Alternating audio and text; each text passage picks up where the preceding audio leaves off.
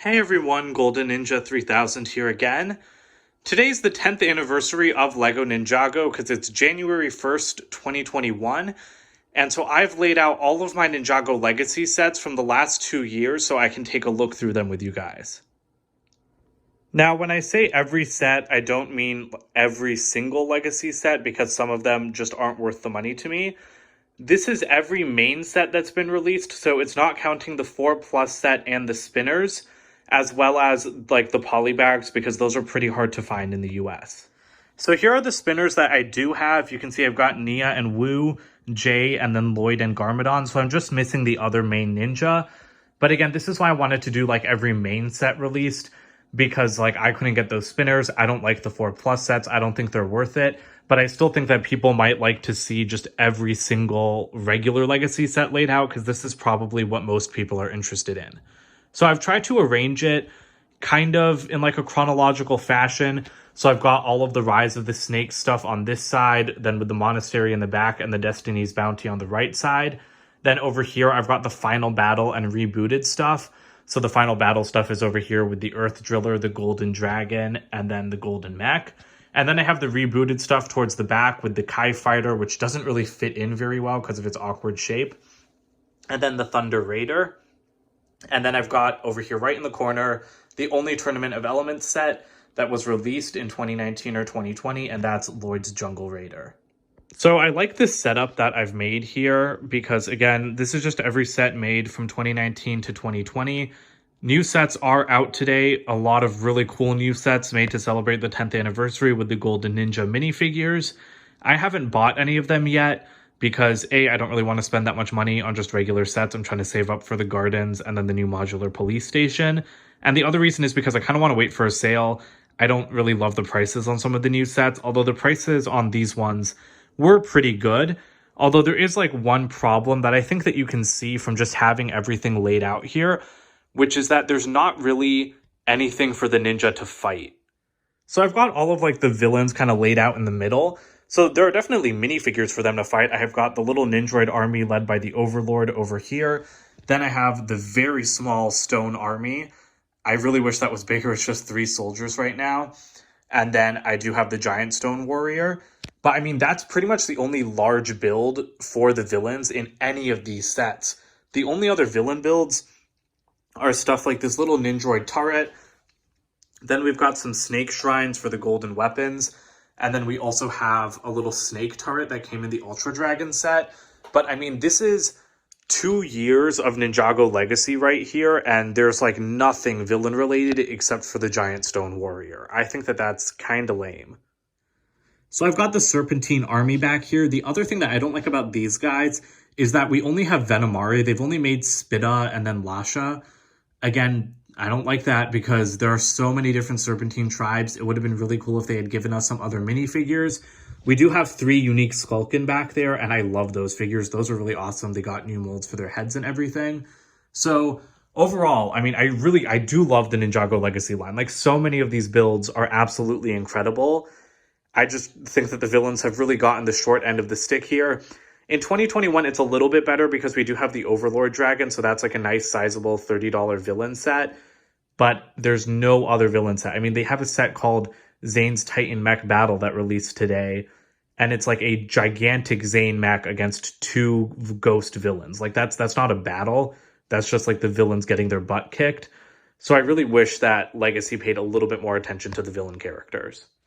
I feel like I've been a little bit negative about Ninjago Legacy over the last few months, starting with my review of the Thunder Raider and then my review of the Kai Fighter. Those are 2 Legacy sets that I don't really like very much, which I wasn't expecting. I thought I would like them a lot more than I actually do. And then the new 2021 sets, some of them are amazing, like the Tournament of Elements and the Overlord Dragon, but then some of them are pretty disappointing, like the X1 Ninja Charger and Zane's Titan Mech, just because of how they compare to the originals. So I want to take you guys through about like what I like about Legacy over here, because I don't want to be negative. I love the Ninjago Legacy line. I think it's fantastic that kids can get these sets because the originals came out like so long ago. I mean, my cousin wasn't even born when half of these sets originally came out, and he really loves Ninjago. So I'm glad that he can get these kind of sets that he wants. So I'm going to go through and tell you guys all of the sets that like I really like. Starting on the Rise of the Snakes side, Zane's Snowmobile and Kai's Blade Cycle. This is a set that I never had when I was younger. So I never had the Kai's Blade Cycle set, and then I never got Zane's Snowmobile, which only came in the Fangpire Truck Ambush set. So I was thrilled to finally be able to have them. I do really like this Blade Cycle. I agree that like the original was redder, which I thought was like a little bit of a nicer color scheme, but this one still has a really awesome function, and I do really like the look of it. So I was really happy to finally be able to have one of those. Then for Zane's Snowmobile, this thing is just awesome. It's so much bigger than the old one, and it's very detailed. I've always really liked this design, like with the wheel at the back and then like kind of the ski slope at the front. And this new design even has like that front bit that can like kind of turn to adjust to any terrain. So I'm very happy about this. Again, that's a vehicle that I really regretted missing out on in 2012. I never had the original J Stormfighter set either, although I have reviewed it on my channel because my friend had it. This is another set that I really love because I never wanted the original J Stormfighter. I didn't even want this Legacy remake. I was on the fence about it. I was like, should I get it? And like, it's kind of a waste of money. I can get Pythor in another set. So then one day I just bit the bullet and bought it because I was looking for something to buy from LEGO to get like one of my VIP rewards to ship. And I'm really glad that I bought it because this is one of my favorite Legacy sets that they've made. It has an awesome play feature. It's got a great design, and it's just a lot of fun to play with. The Ultra Dragon is a pretty cool set. I do like the original better, but just because I prefer the brick-built wings on the original and the molded heads. But this one has a pretty similar design, like down to that function where you can pick it up and it'll fly. So I don't think that the overall design is that different. And again, this new one does look pretty good for today's day and age. I just prefer the older one because I think it was more accurate to the show and more my speed. That's not to say that this is a bad set at all, though. Similarly, the Samurai Mech, I think that that's also a great set. It can't really be compared to the original in my mind because this is a $15 version, whereas the original was like $40. So again, I don't really compare them. I just like this one for what it is. Spinjitzu is, I think, it was the crown jewel of the Legacy line before the new Destiny's Bounty came out. But we never had a Monastery set, like a proper big Monastery set in Ninjago before this. And so I really love it because I always love structure builds over vehicles like 90% of the time. And this one is just amazing. It's got a ton of detail on the inside. It's got a lot of cool play features.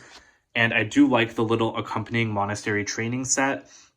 That one was like a perfect $10 set. You have some builds, you have 2 great minifigures, and then you can combine it with the larger Monastery set so that you can have more training for the ninja to go through. Cole's Earth Driller is, again, one of my favorite Legacy sets. I think like my all-time favorite Legacy sets probably go Bounty, Monastery, Cole's Earth Driller, the Golden Mech, and then the Stormfighter. Those are like my top 5, if that was 5. Yeah, I think that was 5. Sorry, but I really love the Earth Driller because just this design is so awesome. I really loved the original, and then the fact that this new one can actually fit 2 minifigures, that's awesome to me because I modified my original one to fit 2 minifigures since I was so disappointed by the fact that it only fit 1. So this knocked it out of the park for me. And then the fact that it included the Giant Stone Warrior, who appeared in like my favorite episode of Ninjago. I think my favorite episode of Ninjago is episode 20, The Stone Army. And so I was just really happy to see that Giant Stone Warrior finally made into an actual figure. I also really like the Golden Dragon set because I missed out on the original one. The only thing I don't like about it is that it's a little bit weak, you know, because it's using all of those Mixel-style ball joints. It's kind of hard to pose it sometimes, but I really appreciate that new specialized molded head that they made because I really prefer those to the brick-built heads. I do have the original Golden Mech as well, and again, that's one of my favorite builds, especially from Ninjago. I've had it built since I got it in 2013. Like, I don't think I've ever had a LEGO like thing built for that long before. But this new one was really awesome. Like, I didn't think I'd like the new one so much, which is kind of a trend that's emerging. Like, some Legacy sets I like much more than I thought I would, and then some Legacy sets are like pretty disappointing to me. But the Golden Mech is definitely really awesome. While I was building the legs, I was like talking to my mom and I was like, I'm getting so tired of like LEGO mechs. Like, they're just all the same and they're very repetitive with like the arms and the legs and the body. And I was like, I think I'm done after this one. But I'm really glad that this set wasn't like a typical LEGO mech because after I got past the legs, like that feeling completely went away. I really, really like this set. I think it looks gorgeous. I really love the pearl gold pieces and then the white. and then that awesome new printed dish piece. And then it's got so much articulation for a mech. This one really blew me out of the water. So I'm very happy that they remade the golden mech. So on to Rebooted. Now, again, I've already made full reviews on these two sets. You guys can check them out. I'm not a huge fan. The Kai Fighter seems like for a $40 set, it just can't really do anything, which I think is kind of disappointing. And then the Thunder Raider. The Thunder Raider is a good set. My problem with the Thunder Raider is that I can't get over the original. I love the original. I don't think anything's going to beat it. And this one is just too large and clunky for me. I don't think like the transformation features work as smoothly when the builds are so large. I don't like the newer style of tread that they used. But again, I can get past that because, you know, a lot of people don't have the original, and that's still a good set. For me, the Kai Fighter is just not really a good set for $40, and I will be doing a comparison of it against Jay's Stormfighter soon. The Jungle Raider is a fine set. I didn't have the original, and I think that this is a cute recreation, but I just think it was really missing a villain for Lloyd to fight against because he didn't have like any conflict in that set. And then lastly, we have the Bounty. This is no contest for me. This is like the best legacy set that they've ever made because the original Destiny's Bounty was like a pretty small, not small, it was still a $70 set, but it just didn't really have anything. Like the cabin was open air. It did have the transformation feature, but there was no below decks. There just wasn't much to do. This set gave me what I wanted all those years ago. You have a beautiful enclosed cabin. You still have the flying feature. You can raise and lower the sails. I really love that. And again, there is a below deck space on this ship. It's not quite as large as on the Ninjago movie Destiny's Bounty, but there's still space to do stuff, which I greatly appreciate. I also just like LEGO ships in general. So yeah, the Destiny's Bounty was very pleasing to me. So this video ended up being a little bit longer than I had anticipated, but I just really wanted to give my thoughts on the full Legacy line because it is the 10-year anniversary of Ninjago. I think that that's absolutely amazing that like it lasted for 10 years because of us, because of the fans, just because of how much we love it. And I'm really glad that LEGO keeps finding new ways to make Ninjago interesting. Remake sets like this are something that I've wanted for a while, but I didn't think that they would start doing them as early as 2019. Like, this is around the time when I would have expected them to start doing them. But I'm glad that they've been doing them for a couple of years now because I was pretty much done collecting Ninjago until Legacy in 2019 got me back into it.